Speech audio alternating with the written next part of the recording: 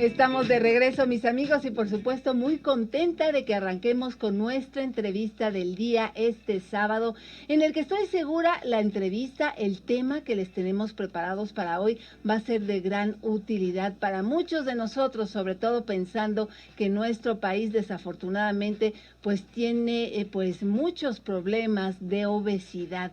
Es por eso que el día de hoy agradezco que nos acompañen aquí en el estudio el doctor David Ampudia Chávez, quien es cirujano gastrointestinal o cirujano para la obesidad, y viene acompañado de Miriam Mena Fernández, quien es licenciada en nutrición clínica. ¿Cómo están? Bienvenidos. Muchísimas gracias, gracias por darnos este espacio. Estamos muy felices de estar aquí. Muchas gracias, Miriam. Gina, Doctor. muchas gracias a ti y a todo tu auditorio. Gracias por esta invitación para hablar de este tema que es apasionante, el sobrepeso y la obesidad. Claro que sí, David, Miriam. Yo quisiera que empezáramos, si nos lo permites, David, tú que eres quien justamente realiza esta cirugía, que nos dijeras, para ir entrando en materia, ¿qué es la cirugía bariátrica o la cirugía de la obesidad? Claro, primero hay que definir el concepto de bariatría. A veces no entendemos muy bien cuál es este concepto de bariatría, y bariatría es la rama de la medicina que se encarga de atender los problemas del sobrepeso y la obesidad. Y hay distintos médicos o especialistas que pueden atender estos procedimientos o que pueden atender esta enfermedad. Hay la parte clínica, que es los nutricionistas, los dietistas, médicos clínicos incluso, y la otra parte que es la cirugía, que es lo que a mí me toca hacer, la cirugía bariátrica o cirugía para la obesidad. Consiste en hacer ciertas modificaciones al tubo digestivo, puede ser el estómago o el intestino, justamente con el objetivo de que el paciente pierda peso y controle enfermedades que son asociadas a la obesidad, como diabetes, hipertensión, problemas de colesterol, triglicéridos, hígado graso, problemas respiratorios, en fin, es una cantidad impresionante de enfermedades asociadas a la obesidad. Así es. Y Miriam, ¿quién es candidato? ¿Todos pueden ser candidatos a este tipo de intervención? Algunas especificaciones muy puntuales. Esa es una pregunta muy interesante porque la hacen mucho. Justo aquí hay algunos parámetros que nosotros tomamos en cuenta. Principalmente es con el índice de masa corporal. Pueden checar con una calculadora en internet y pueden checar si son candidatos. Aquí es con índice de masa corporal arriba de 35, son candidatos a cirugía bariátrica, o también índice de masa corporal arriba de 30, pero que tengan asociada una enfermedad metabólica, ya sea diabetes, hipertensión. Entonces, ellos son los candidatos, o también son personas que son muy recurrentes a estar subiendo y bajando de peso, que esto hace que sea muy tedioso para ellos estar con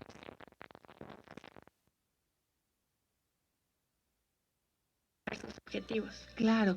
Se menciona mucho, David, que en esta cirugía es como ponerle una pelotita al estómago. Ahora sí que en idioma coloquial, ¿qué es lo que le haces al paciente? En realidad hay distintos procedimientos, siempre valoramos al paciente. Cuando llega al consultorio, el paciente lo que hacemos es revisarlo, y habitualmente son pacientes, Gina, que la mayor parte del tiempo están buscando bajar de peso. Llevan meses, incluso años, intentando bajarlo con licuados, con distintos tipos de tratamientos, y no son exitosos. ¿Por qué? Porque necesitamos atender la enfermedad con un equipo multidisciplinario. Nosotros trabajamos con médicos internistas, cardiólogos, nutricionistas, cirujanos, neurólogos, dependiendo de las enfermedades que tenga el paciente. Pero cuando consideramos que es candidato a un procedimiento, en efecto, hay distintos procedimientos como el balón gástrico, que es una pelotita que la pones por endoscopía y disminuyes la capacidad gástrica. Otro procedimiento es la manga gástrica, que consiste en recortar el estómago y disminuir la capacidad del estómago para que quitemos aproximadamente el 80% del estómago.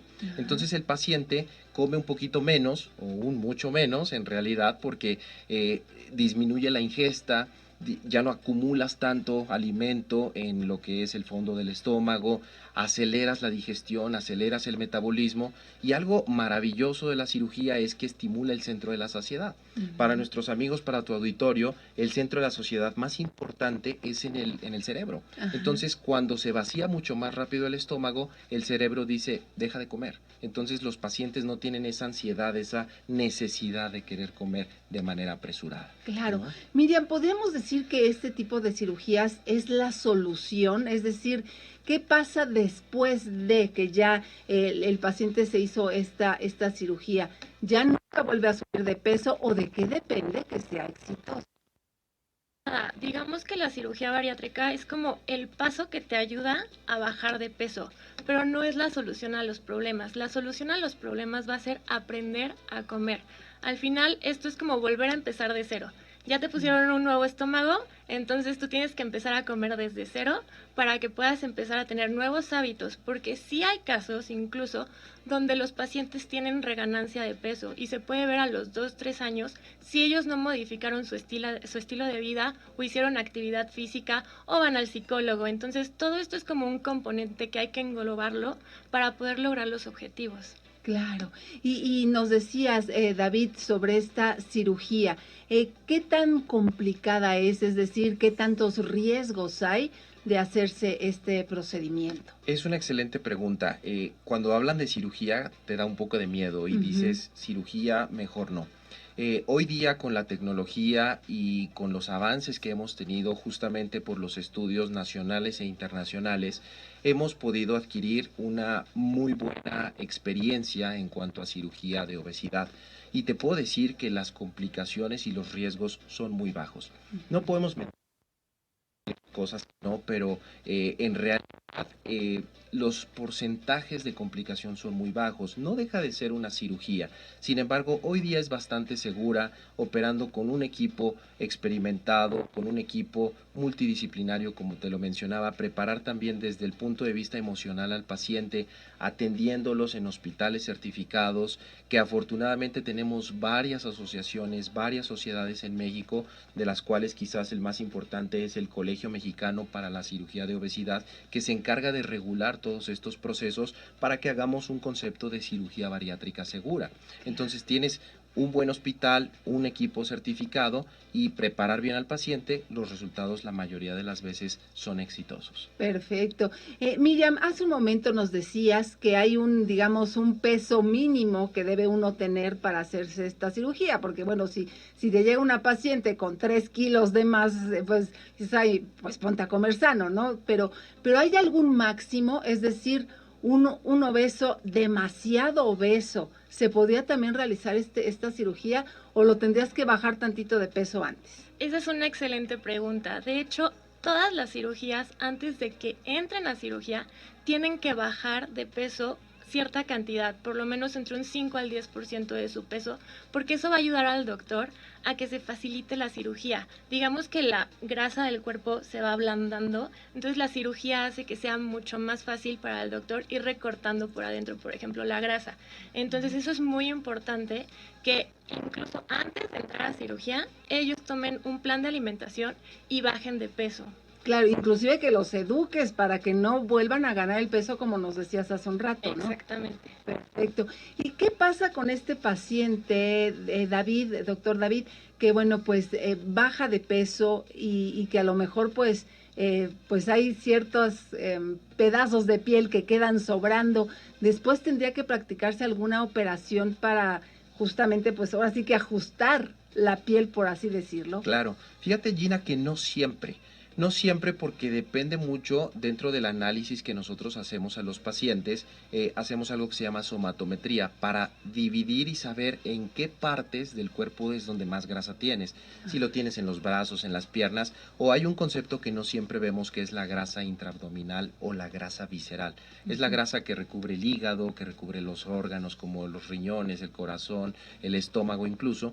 Y hay veces que tenemos mucha grasa ahí, y esa es la grasa que te enferma, esa es la grasa que te produce diabetes, que te produce hipertensión, los infartos, las embolias. ¿Por qué? Porque es la grasa mala, como decimos. Pero si el paciente va en su seguimiento postoperatorio teniendo una vigilancia y un control de este tipo de obesidad, en ocasiones nos enfocamos más en la grasa visceral, más que en la grasa subcutánea. Desde luego, si un paciente tiene obesidad mórbida, que estamos hablando que tiene que bajar a veces 80, 90, a veces hasta 100 kilos, sí en algunas ocasiones hay algunos pliegues cutáneos, alguna situación que algunas veces estéticamente no se ve tan bien. Pero sin embargo, no todos los pacientes sufren por eso. no todos los pacientes se someten a otra cirugía, de hecho es un porcentaje bajo.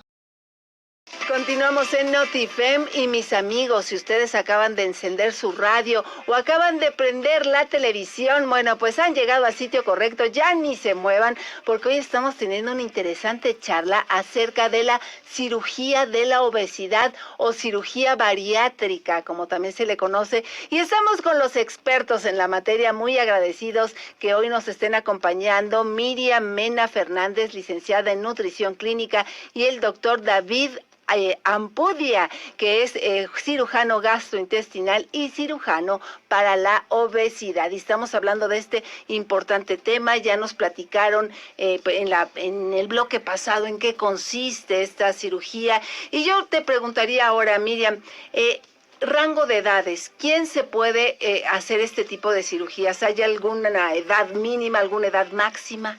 Muy interesante pregunta. Pues bueno, todo esto tiene que ser valorado por el equipo médico, un equipo multidisciplinario. Entonces, digamos que puede haber cirugías incluso en adolescentes, pero tienen que estar valorados junto con una endocrinóloga pediatra para que ellos puedan ser candidatos a cirugía. Sí hay niños que han sido operados. Y también pues adultos, sí llega a haber una cierta edad, digamos que ya adultos mayores ya no es tan común ver que se hagan la cirugía, pero también puede haber cirugía, sí se platica con el equipo multidisciplinario, se llega a acuerdos y se ve que en realidad lo requiera y sea candidato. Así es. David, ¿qué tiempo de recuperación se necesita? Es decir, ¿te operan el viernes y el lunes ya puedes irte a trabajar o cómo funciona esto? Sí, hoy día en base a los protocolos que buscamos que haya una movilidad mucho más rápida, en efecto, como lo dices, podemos hacer la cirugía el día viernes, 8 de la mañana, vigilamos el día sábado, reiniciamos la vía oral, empezamos a dar líquidos, vemos la tolerancia, vigilamos que no haya fiebre, que no tenga ninguna complicación el paciente y en efecto el domingo se puede ir a su domicilio, se va a su casa. Muchos pacientes incluso hasta han decidido ir a sus domicilios de origen porque hay veces que viajan del Estado de México, de Veracruz, a veces vienen de Puebla, a veces vienen de más lejos, de Guadalajara, de Monterrey, y literalmente los das de alta en la mañana y en la tarde se van a su casa, a su destino. Entonces es una cirugía de corta estancia. Ah, qué bueno. Y nos decía David, Miriam, pues esta cuestión de la alimentación poquito a poquito. ¿Qué tipo de alimentación sería la que debe de tener una persona que ha pasado por esta cirugía? Ok, esto va a depender mucho de cuál es la cirugía que se hace y las etapas. Por ejemplo, si es un balón, digamos que es más rápido el proceso que si es una cirugía que sea manga gástrica o un bypass gástrico. Entonces, pero digamos que lo dividimos por etapas. La primera etapa se divide en dos fases, que viene siendo líquidos claros, que es cuando se les empieza a dar líquidos que no tengan altas cantidades de azúcar, que sean tecitos, jugo tal vez, electrolitos. Y ya después empieza la parte de líquidos completos, donde se empieza a meter como un licuado, que va a tenerlo durante un mes. Ya después de eso empiezan con papillas, que es la siguiente etapa. La tercera etapa es la parte de picados finos. Y ya después, como a los 3-4 meses, ya tienen que estar comiendo la dieta normal, como en su día a día estaban acostumbrados, nada más con sus porciones adecuadas. Obviamente, una porción, si comían una cantidad mayor, digamos que ahora van a estar comiendo el 20%, el 30% de lo que estaban habituados a comer antes. Claro. Nos decías, David, acerca de estas opciones, que puede ser un balón gástrico, la situación de la manga. ¿En base a qué decides tú decirle a un paciente, a ti te pongo balón gástrico, a ti te practico lo de la manga gástrica? Y preguntarte, aprovechando, ya que decidiste por el balón, ¿ya se queda ahí el balón o va a haber después una segunda intervención para quitarlo? Claro, en realidad la selección que tú realizas es en base a dos cosas. Uno, el exceso de peso que tiene el paciente y dos, las enfermedades que acompañan a la obesidad. que hay veces que el paciente puede llegar a la consulta, es diabético y no lo sabe.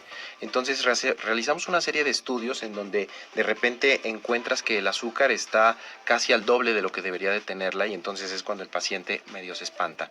Entonces quizás de los procedimientos quirúrgicos, que es la manga gástrica y el bypass, como decía Miriam, hay veces que cuando tienen diabetes o problemas metabólicos mucho más impactantes, quizás a veces decidimos un poquito más el bypass gástrico, porque en estudios se ha visto que la recuperación y digamos la resolución de estas enfermedades es mucho mayor con alguna otra cirugía. Pero si quizás no tiene un exceso de peso tan alto, quizás pudiéramos inclinarnos por la manga gástrica. En fin, eso es lo que se valora. En el caso de los procedimientos temporales, como el balón gástrico, en efecto hay que retirarlo. Hay balones gástricos que podemos retirarlo a los 6 meses, otros a los 8 meses, otros pueden llegar a durar hasta 1 año. Pero va de la mano el procedimiento junto con la educación del paciente. Lo que decías hace rato, de enseñarles a comer para que obviamente tengan una dieta y una vida saludable. Claro. Miriam, en la experiencia que ustedes tienen, ¿quién se practica más este tipo de cirugías? ¿Las mujeres, los hombres, algún rango de edad? ¿Cuál es tu percepción al respecto? Pues esto va a variar también. Digamos que principalmente las mujeres son las que más llegan a consulta porque somos las que tal vez más nos preocupamos por cómo nos vemos en el espejo, ¿no?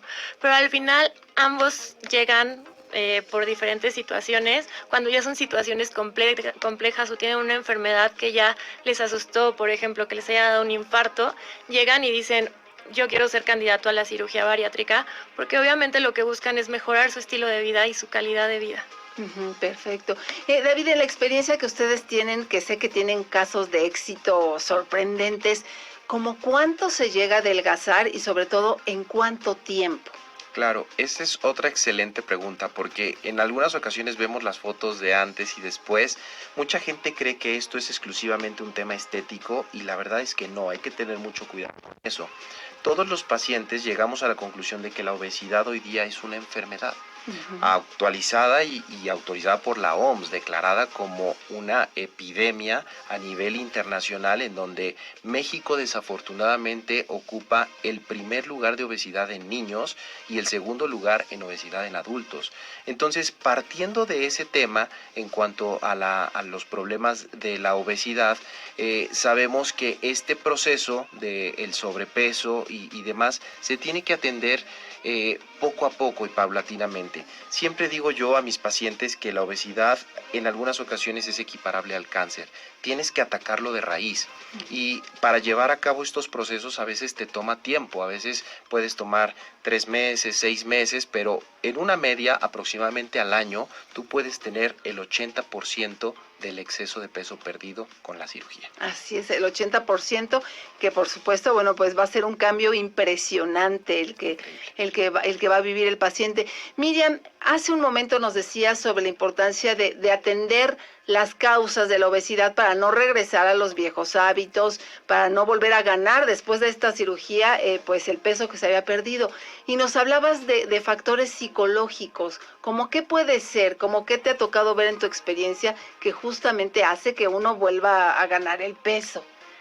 Que vuelvan a ganar el peso puede ser por cuestiones como que hayan tenido algún cambio repentino en su vida, por ejemplo, que hayan perdido algún familiar. Eso a veces puede llegar a ser un detonante, que yo he visto que en algún paciente me ha llegado así como empieza a cambiar, o que hayan perdido el trabajo. También luego llega a ser también un factor que fue, todos los conocemos perfectamente bien, fue cuando llegó la pandemia. Entonces muchos, por estar en casa encerrados, que ya no salían, eso también hizo que algunos pacientes reganaran un poco de peso. Entonces es cuestión de que esto lo tenemos que tratar a nivel psicológico.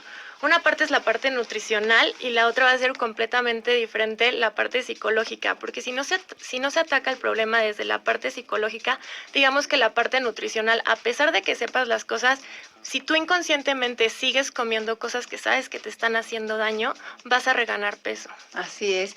Nos decías, David, hace un momento, pues, sobre la importancia de acudir con expertos, de verificar que estén completamente certificados. porque de pronto somos muy tendenciosos a casi preguntar como si fuera el menú del restaurante, oiga, ¿cuánto me sale?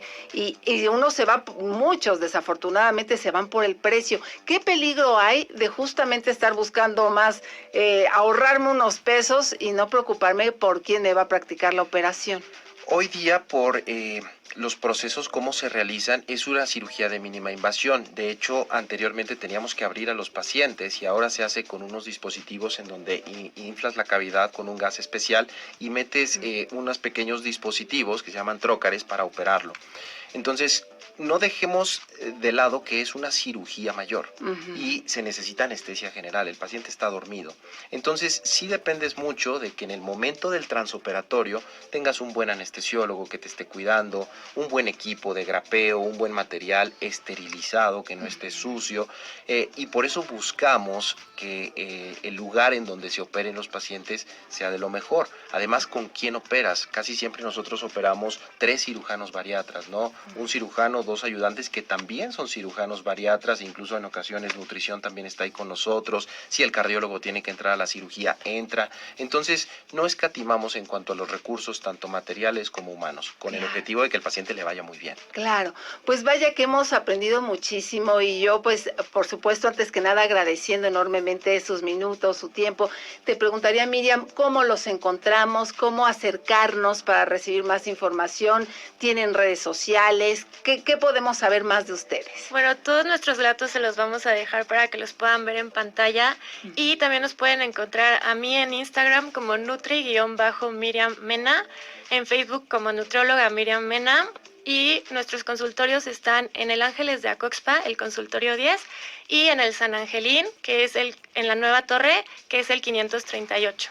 Perfecto. ¿Alguna otra red social que quieras compartir? Muchas gracias. Pues hoy día con la maravilla del internet nos pueden localizar tanto en las redes de los hospitales que ya comentó la licenciada o de igual manera David Ampudia, cirujano de obesidad, en Instagram y en Facebook también ahí estamos. Y Gina, muchísimas gracias por la invitación y gracias a todo tu auditorio. No, al contrario, hemos aprendido muchísimo con ustedes este día. Les agradecemos Miriam, David, mucho éxito y esperamos tenerlos aquí muy pronto. Muchísimas gracias. Muchas gracias. Y ustedes, amigos, no se muevan, continuamos en Notifem. Notifem.